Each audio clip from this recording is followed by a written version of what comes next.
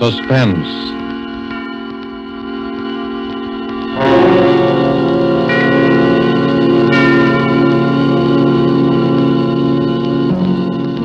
This is the Man in Black, here again to introduce Columbia's program, Suspense. Tonight, heading our Hollywood cast are two noted leading men. One, Mr. Preston Foster, a star long established, the hero of many an adventurous film, the latest, the 20th Century Fox production, Guadalcanal Diary. The other, Mr. Dane Clark, a newcomer to the screen, whose auspicious debut in Action in the North Atlantic has made him warmly welcome in these parts. Mr. Clark appears tonight as a young man who awoke one morning to find himself in a very serious jam. And Mr. Foster is the San Francisco homicide detective who is willing to help his friend, up to a point. The play called The Singing Walls by Robert L. Richards, adapted from a story by Cornell Woolrich, is tonight's tale of Suspense. If you've been with us before, you will know that Suspense is compounded of mystery and suspicion and dangerous adventure. In this series are tales calculated to intrigue you, to stir your nerves, to offer you a precarious situation, and then withhold the solution until the last possible moment. And so it is with the performances of Preston Foster as Detective Denny Sullivan and Dane Clark as young Tom Cochran. We again hope to keep you in suspense.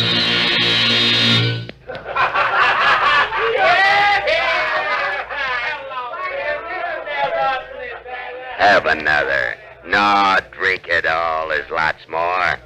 So a guy named Joe brought you, huh? You come up here from Joe's place? What's that? Oh, you don't even know where Joe lives, huh? Me? No, I don't know either. I never seen Joe before in my life. How you feeling now, kid, huh? Sure, have a little more. It's good for what ails you. Ah, that's nothing. You're all right. Sure, I know. Let's get out of here. I know a better place. Come on, I'll help you.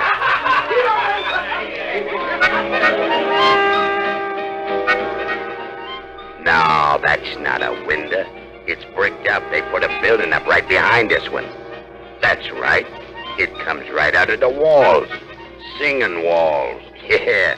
We got hot and cold running water here and singing walls.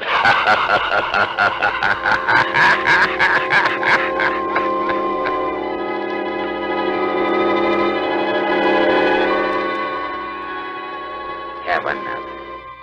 Sure, bottoms up. That's the idea. Make yourself right at home. Hey, lie down. Lie down and take a little snooze. Sure, I'll be right back.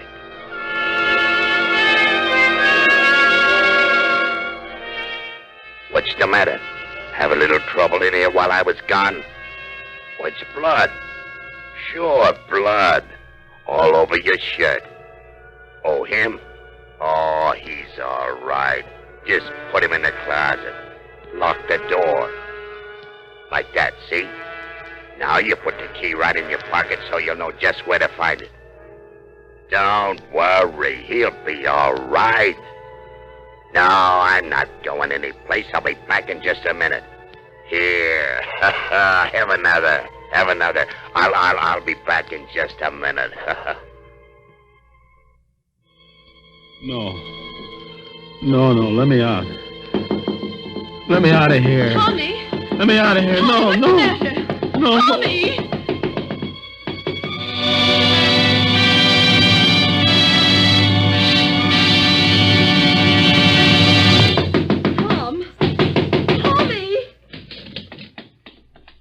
Tommy, wake up! What? What is it? I've been knocking at your door the longest time. You were having a dream or something. Yeah, what time is it? It's way after noon. You came in pretty late. Did, huh? Toss me my bathrobe, will you, sis? Don't you know what time you got in? Not exactly. Oh, Tommy. I know it's tough not having a job all these months, and I know you've tried. But this isn't doing you any good. I know, sis, but last night was the first time in a month, and anyway, it was different. I had a few drinks, but it was different. Something happened. What do you mean something happened? Well, it wasn't just the drinks. They were doped or something. Oh, Tom. No, look, sis, it's not just an alibi. I don't remember where I was or anything, only that just now I seem to be dreaming about it. About what? About last night. I could hear you banging on the door all the time I was dreaming. And then it seemed as though I wasn't dreaming at all, that I was remembering a lot of things. What sort of thing? Well, it was all mixed up. There was a guy with a kind of a frog voice that kept giving me drinks. And I was sort of floating. Then there was a place that music came out of the walls. There was something about blood on my shirt. The key to a closet. Why, Tommy, you're shaking like a leaf. Yeah. It was a pretty scary dream. If it was a dream. What you need is some good hot coffee. Now hurry up and get dressed and come on downstairs. Here, I'll get you out a clean shirt. Yeah, I'd better wear the old one. I've only worn it once. Oh, but it's all messy. Yeah, it does look kind of... Mildred. What? My shirt, give it to me. Now what's the matter? Look, Mildred, that's blood. Well, I guess it is. I know it is, just like it was in the dream. Oh, Tommy, don't be so silly. You must have hurt yourself somewhere. But I didn't. Look, there isn't a scratch on me. Well, then you got in a fight. Maybe. What else could it have been? Well, that's what I'm trying to think. Well, stop thinking and hurry up and get dressed. My goodness, look at the way you threw your clothes around last night. Trousers on the floor. Here. Oh, dear, everything's falling out of the pockets. I'll pick it up. You get dressed. Thanks. You didn't come home with much, did you? Well, I didn't have much to start with. Well, I'll put it all up here in the bureau. 25 cents in change and your keys. Now, hurry. What'd you say? I said hurry. No. Before that, what'd you say? I said I put your change and your keys up in the bureau. Keys? Yes. Mildred, I only have one key. Well, there are two there now. I know. Let me see them. Here. One's the key to the front door. Yeah, but the other one. Doesn't belong to any door in this house. It's the key to the closet. What closet? Last night it wasn't a dream. Tommy, what are you talking about? Mildred, you better call Denny right away. But he's on duty. I know, but get him over here right away. Tommy, what is it? Last night, I think I killed a man.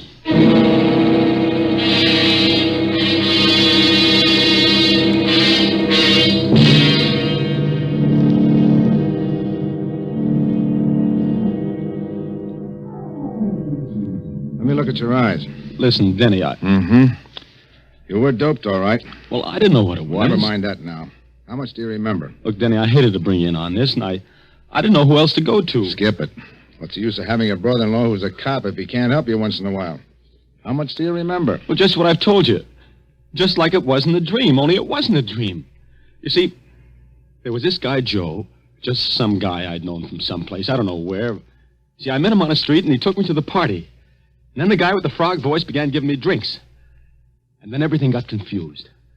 And I was in another place with the singing walls and some harmonica playing or something. I don't even know whether it was in the same apartment even, but that's where the closet was. What about the guy The dead guy. Well, at first he wasn't there, and then he was. He was sort of slumped over in a big armchair. Then Frog Boys put him in a closet. That's what I remember. And then he left. And then I suddenly seemed to realize that the guy in the closet was dead, and that's why I got out of there. I don't know how. You don't have any idea where it was? No, I don't even know where the party was. And you'd never seen any of these people before? Except this guy, Joe, who took me to the party. And that's all I know about him, Denny. Just a guy named Joe that I knew by sight from someplace. I don't know where or his last name or anything. Not much to go on, is there, kid? No, not much. A guy named Joe, singing walls, in a closet. Another guy with a froggy voice. But I'd recognize him or his voice if I ever saw him again. Tommy, you're in a jam. The way it looks right now, there's a dead man in a closet somewhere in this town, and you killed him. Oh, but Denny, Well, maybe you didn't. And if we find him before somebody else does, maybe we can figure out what did happen. The way it stands now, you're it. I know. We haven't got much time, either. The place is an apartment. They probably would have found the body already, and I'd know about it. It's a hotel. They check the guests out by 6 o'clock. That gives us about 4 hours. 4 hours. For the murderer to find the guy he murdered. It's kind of crazy, isn't it? Tommy, you know how I feel about Mildred. You know I don't exactly hate you either. You know I'll do everything in the world I possibly can to clear you. Sure, Denny, I know. But I'm a cop, Tommy. If you did it, you know I'm going to turn you in, don't you? Sure. I know that, too. Okay, kid. Now, let's start from the beginning. What about this Joe? I don't know anything about him. You know his name, you know his face. Think, Tommy, think. I'm trying to. If I could only remember. If I could only remember.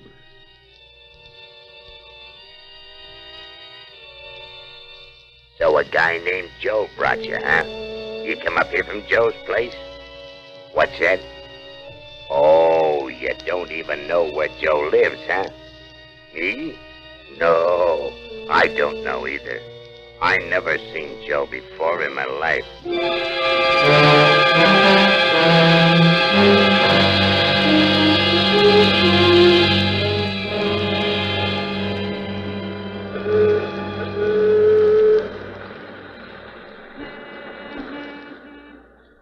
You still don't get it, Tommy? No, I don't. You told me where Joe is. I have? Sure, you see the sign over that saloon? Yeah, it's Joe's place. But how do you know that? Tommy, you were playing with bad boys last night. And this is where bad boys hang out, among other places. It's got a name. It's run by a guy named Joe. He minds his own business, as far as we know, but his customers don't. So? It all clicked when I remembered you said the guy with the frog voice asked you if you came up there from Joe's place. He didn't mean where Joe lived or anything. He meant this place. He thought maybe you were one of the boys. Yeah, but how did I ever meet this Joe? I've never been here in my life. He runs another joint, a respectable saloon. It's a sort of cover, about 3 blocks from our house, the Town Tavern. Hey, that's right. Remember? Now, Joe may or may not be in on this. Frog Voice made a big play to you that he didn't know Joe. He'd never seen him before in his life. His customers always cover him. It's better for them that way. But if my hunch is right, Joe is going to be plenty surprised when he sees you walk in there. Me? Walking there? Ah, don't worry. Just walk in and sit down at the bar. If you're not out in a couple of minutes, I'll know you recognize the guy and we're on the right track. I'll come in as though I didn't see you and go into the phone booth. And then what? Then we'll see. Okay, kid? Okay. Oh, one thing. Yeah? If he offers you a drink on the house, take it. Sure. Well, here goes.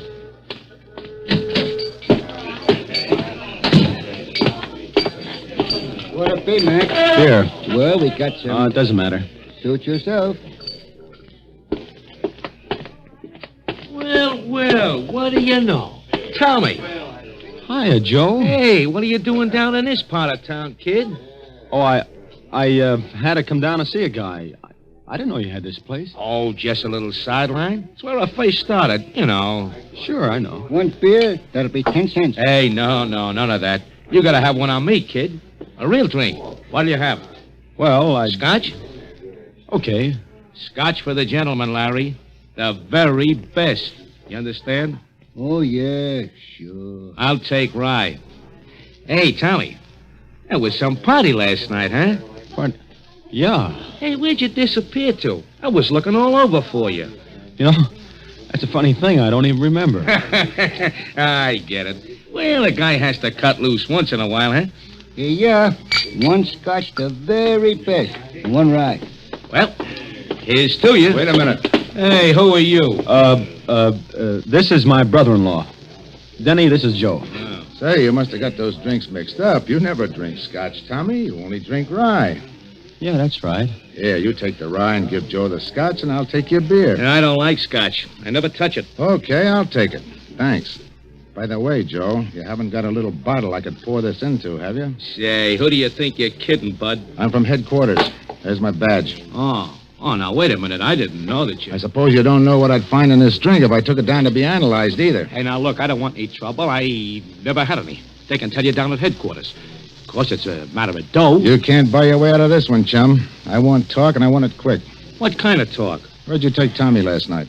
It was just a little party, a private party. Right Yeah, down to... and they slip things in people's drinks there, too. Now, I don't know anything about that. Now, honest, I hardly know the people. Who's the guy with the frog voice?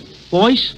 I don't know any guy with a frog voice. Now, look, I told you I don't want any trouble. They can tell you that down at headquarters. Listen, there's a narcotics rap in this for somebody, and it could be you. Where was the party? Courtney Square West, number 75. Some people named Sorrell. Come on, Tommy. You're coming too, Joe, just in case.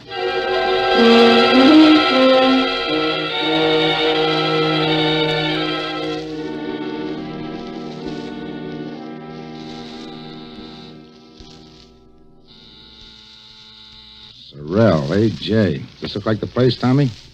Well, it looks like it. Could be. Everything has been so confused since last night. Well, this is it. It better be. Mrs. Sorrel? Yes? I'm from police headquarters. Oh? Mind if we come in and look around? Why, no. Come on, Tommy. You too, Joe. By the way, you two know each other? Oh, his face familiar. I think he's been here on a couple of parties. We kind of get crazy parties. All kinds of people wander in and out. Is that what the trouble is? It might be. You know anyone with a froggy voice? No, not that I can remember. Okay, let's look at the apartment. Well, this is the hall, of course. And here's the living room. Joe, you stay here in the hall. And you better be here when I get back. I'll be here. So this is the living room. Uh-huh. This is the bedroom. Looks kind of messy now. See anything? No. And over here's the kitchenette. I see. And that's about all there is to it. What's that room there? Oh, that's just a sort of storeroom. Well, I think we better look at it, though. Come on. Well, all right. There, see? There's nothing much in it. An old armchair and a bed. We use it as a guest room sometimes. Denny, that closet. Oh, there's nothing in there. Just a lot of old odds and ends. Open it. Well, it's locked. All right, unlock it. I'm not sure where the key is. And, lady, you better find it. Well, I'll try. Be right back. Is this it, Tommy? Well, there was a closet like that. And a window just over there where that one is. And the armchair and the bed. Don't you remember? I can't, Denny. Let me have that key. Wait a minute. Here she comes. I think this is it. Try it. It sort of sticks sometimes. I'll help you. There it comes. See? Just a lot of old junk. Uh-huh. Oh, come on, Denny. You sure? Sure, I'm sure. Come on. Well, I guess that's all, Mrs. Sorrel. Thanks for showing us around. That's all right. Hello, Joe. Still here, huh? You don't mind if I stay here and visit a while, do you? No, I guess not. Well, goodbye. Bye. Thanks again. Well, goodbye and good luck, copper. I'm sorry, Denny. That was a try. Well, what do we do now? I don't know, Tommy. I don't know. Think, Tommy. Think. We found Joe. Now, what about those singing walls?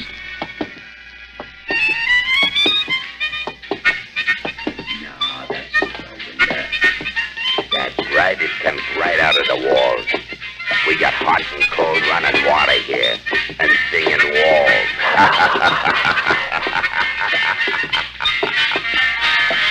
Denny. Yeah? Listen. What? That's it. The singing walls. The music I heard last night. You sure? Sure. I remember the piece, the harmonica and everything. It's coming from right around here someplace. Denny, it's coming from their apartment, the one we just left, Sorrel's. Well, come on. This must be the place, Tommy. The closet, now the music. They must have been pulling a fast one on us. Well, All right, quit stalling. Come on, Tommy. Dolan? You heard me. You two brushed us off pretty slick, didn't you? Hey, now listen, I told you I don't know anything about this, but if you... Where's the music coming from? Well, from the radio. The radio? Yes, I turned it on in the kitchen just now when I started to fix dinner. It's a little portable. And here, see? Okay.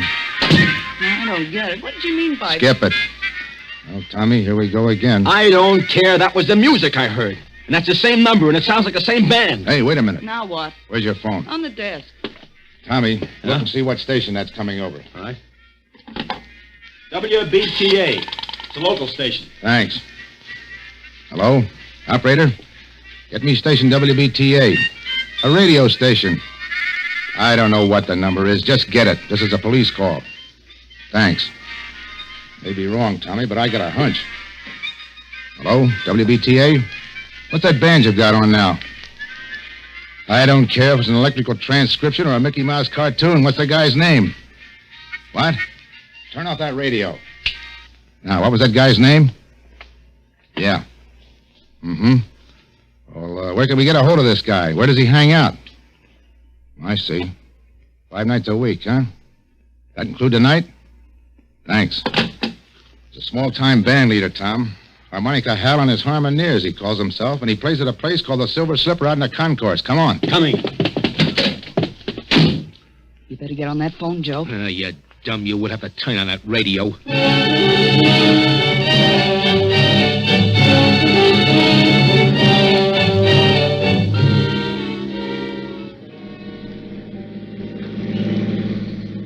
There's a Silver Slipper right over there. Okay, let us out here. Right. Here you are. Thank you, sir.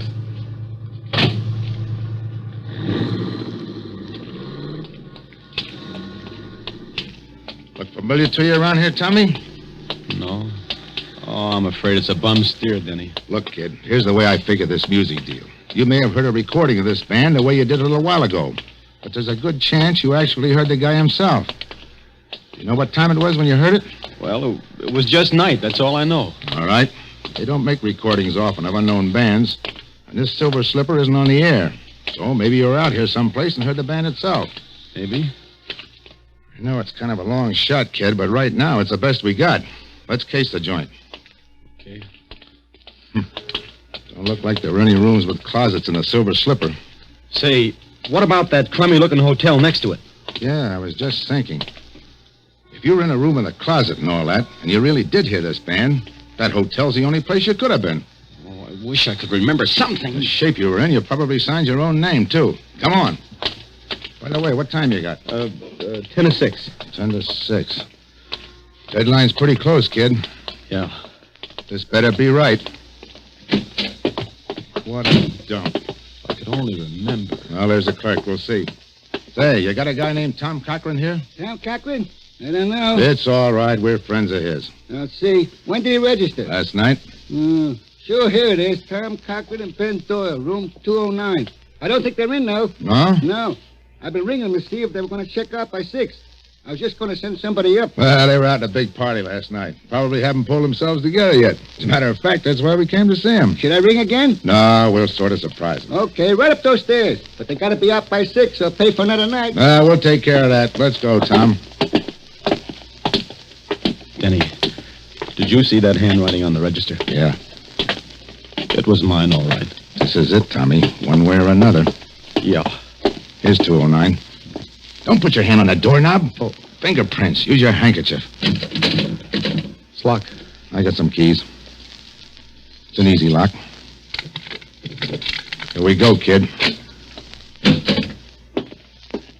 Denny, this is it. Close that door. Yeah. There's a closet. Give me the key. Here, you better hold my gun on that door just in case. All right. Denny, look out! He was just falling.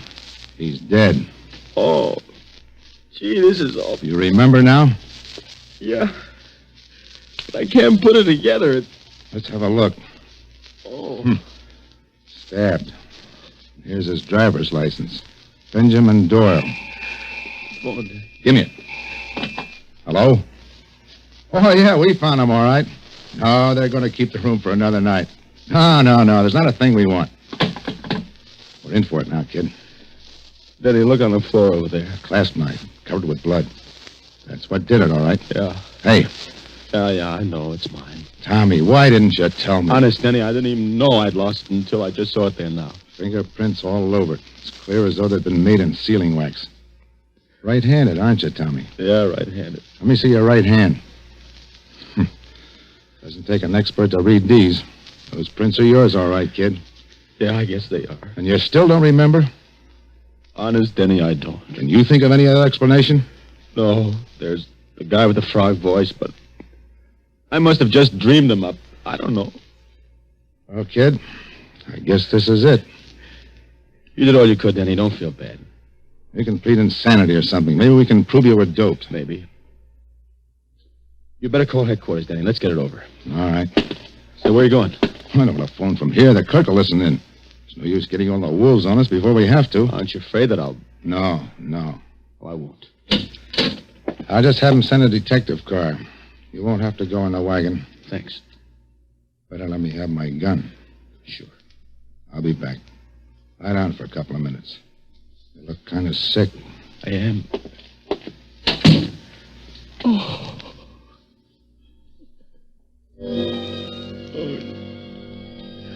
That's the idea. Take a little snooze. I won't be gone long. Get a little sleep. Do you good. I'll be right back.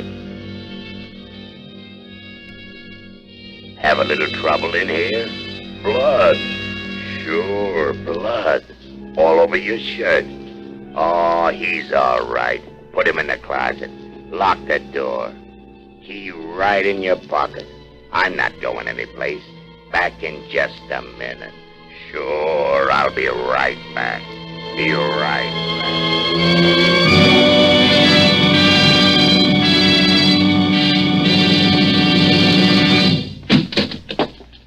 he is. You! Yeah, me. Hey, what are you going to do with him, Froggy? Get him in the other room until his copper friend misses him and starts looking. Now, listen, I don't want to be in anything like this. Shut up.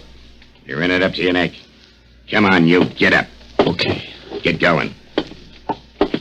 Up the hall here. Open the other door, Joe. Sure. Get in there. That the guy, Frog? Yeah. Listen, Froggy, this don't look so good. There was people who knew you were getting ready to give it to Doyle, and... Sure. That's why I framed this guy. All the trouble I went to. Doped him and brought Doyle in there when he was out. Planted the key on him, bloodied him up, put the knife in his hand.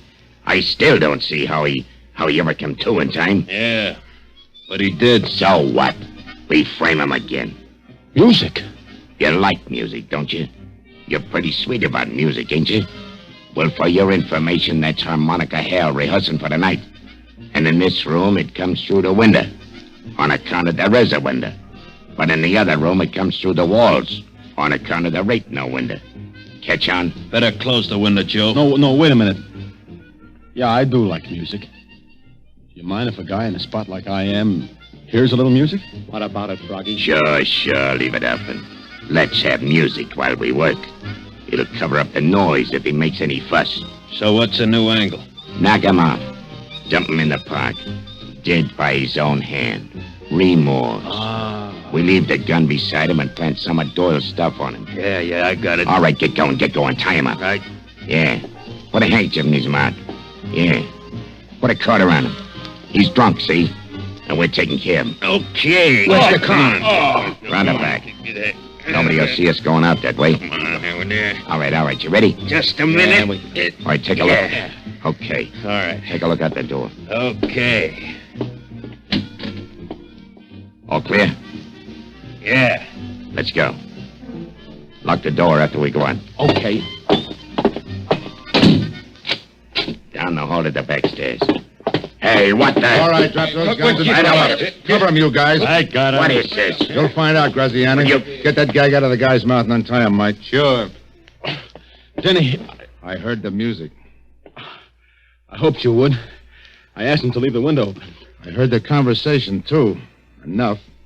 Okay, boys, take him down. All right, come on. Say, who are those guys? Graziani's a mobster. Doyle was one of his boys who double-crossed him. How you feeling? Okay, I guess. Hey, that was kind of close. Yeah, all the way around. Yeah. Look, kid, Skip it, Denny. I'm sorry, Tommy. Honest. I thought you did it. Denny, until just now, so did I.